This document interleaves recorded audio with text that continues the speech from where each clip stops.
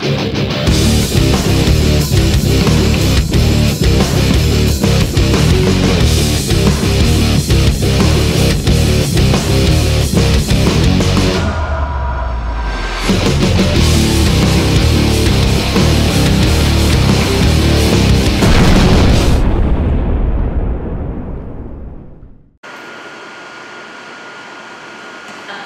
pessoal, como vão? Estou aqui com a Ana Rosa. Como eu falei para vocês, a gente vai fazer um vídeo segmentado dela aqui. A gente vai ter que dividir em duas partes, porque aqui é a história um pouco comprida. E a gente vai separar um pouquinho, depois a gente vai, no meio da edição, aí o Totem vai dar uma ajuda pra gente, vai conseguir colocar alguns vídeos dela, dos campeonatos, pra gente ver um pouco das metas dela. E eu queria conversar com você de várias coisas. Começou a treinar no atletismo, já morava em Blumenau. Como é que era a condição financeira? Alguém ajudava? Tinha algum suporte ou não? Quando eu comecei no powerlifting ou no atletismo? No atletismo. No atletismo eu iniciei com 11 anos e na cidade existe um Bolsa Atleta no caso da cidade. Na época eu comecei a receber uma ajuda com 14 anos, eu recebia R$50 por mês para treinar. Isso para mim era uma glória, né? 14 anos, R$50, nossa, dava para comprar muita coisa na época. E o salário aumentava conforme nós obtínhamos resultados. Lá em Santa Catarina, os resultados, no caso, até 16 anos é o Jardins Abertos de Santa Catarina, onde eu consegui ganhar 2 vezes e depois eu fui por alguns anos segunda, terceira. E o resultado na categoria adulta era avaliada pelos Jogos Abertos de Santa Catarina, no qual na minha prova eu nunca fui campeã, eu só fui segunda e terceira colocada. Começou com 11 e foi até? 25 eu treinei atletismo na pista, até 25 anos Qual eu treinava. Contou lá, você foi em lugar no Troféu Brasil? Meu melhor resultado em Campeonato Brasileiro foi o 8º colocado no Troféu Brasil de 2009, ou 2008, se eu não me engano, tá? Com a memória começa a falhar. Em Campeonato Brasileiro da categoria na época eu fui 4º no Campeonato Brasileiro Sub-23 e meu salário na época, antes de eu parar, eu recebi em torno de R$800 por mês, era a ajuda que eles davam. Como Bolsa Atleta? Como Bolsa Atleta, mas no atletismo, os campeonatos... Isso é estadual? Isso era estadual. No atletismo, os campeonatos estaduais que a gente participa e até campeonato brasileiro, a gente ganha tudo pago pela federação. Então isso era o bom do esporte, né? Porque campeonato brasileiro, se tu entrasse entre os 10, você ia, a federação pagava. E o Troféu Brasil, como era adulto, o clube pagava pra gente, né? O powerlifting, como que é? Totalmente inverso.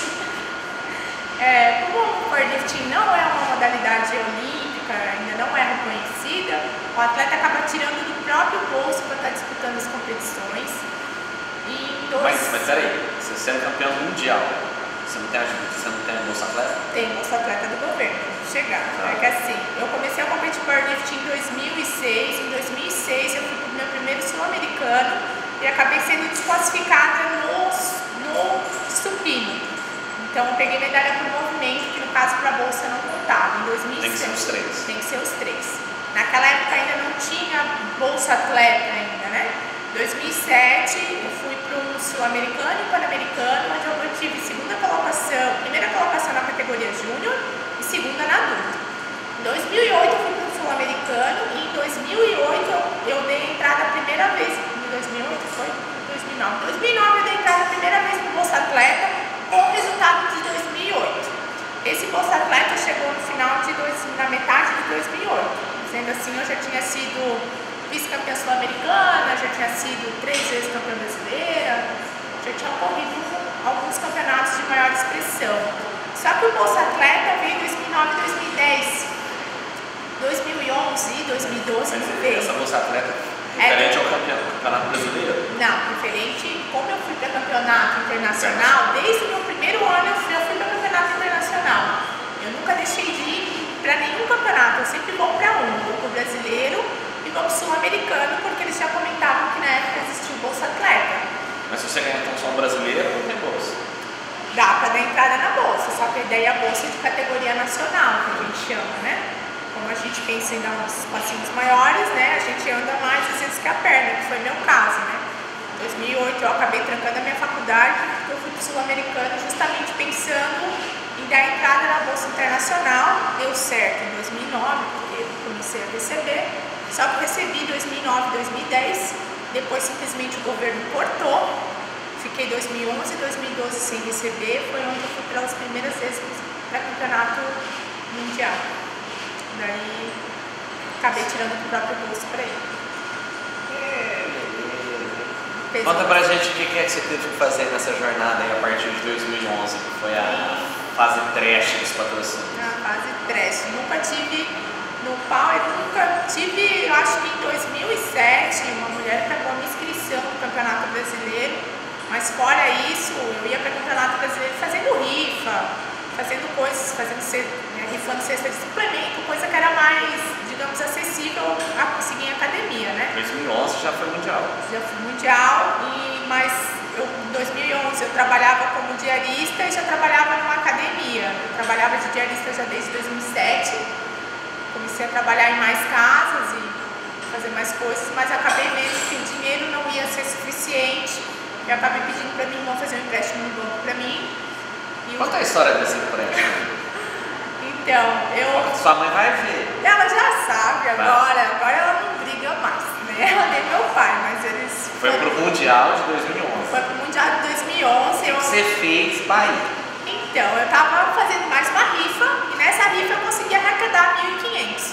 Pedi um cartão de crédito da minha mãe emprestado para passar a passagem, que era no valor de 3.000, garantindo ela que eu ia pagar, que ia dar tudo certo.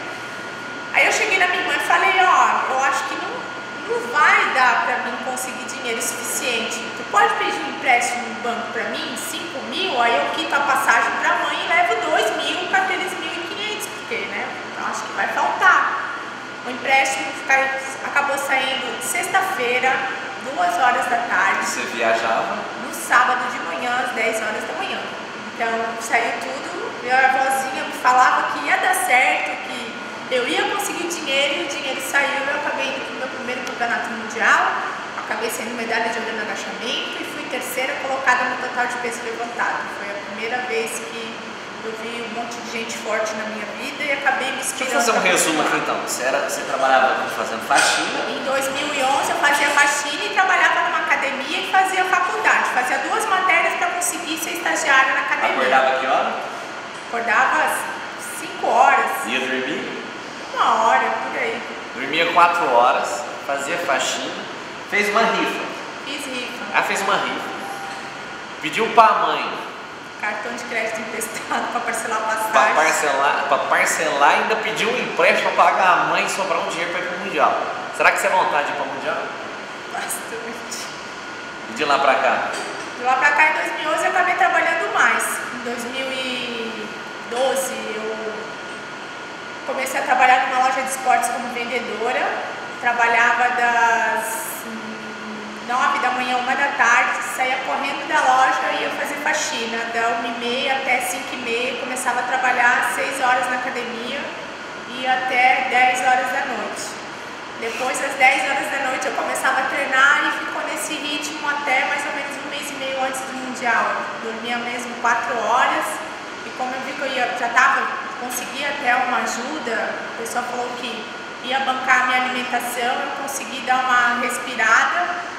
E tirei o pé do acelerador, mas depois, o tempo vai passando, eu vi que acabou não dando tempo, né? No Mundial de 2012 eu bati o recorde mundial de agachamento e fui segunda de 248 quilos. Minha melhor marca no agachamento anterior era de 2011, 237,5, agachei com 248, fui segunda no total de peso levantado, perdi por 2 quilos. E depois sentada, analisando as coisas, que eu analiso muito o que eu fiz e eu vejo o que dá para fazer. Se eu tivesse alguém para me ajudar antes, tivesse tirado o pé do acelerador de trabalhar em 3 lugares, eu acredito que dava para ter ido bem melhor e rendido bem mais. Espera, um detalhe. Ela é de Blumenau. A casa já encheu d'água? 24 vezes. Começou a entrar água na minha casa em 2008 e entra até então. Cada vez chuva forte que dá, entra. Já perdeu? Perdi móveis, já perdi tudo. Hoje na minha casa eu tenho o básico.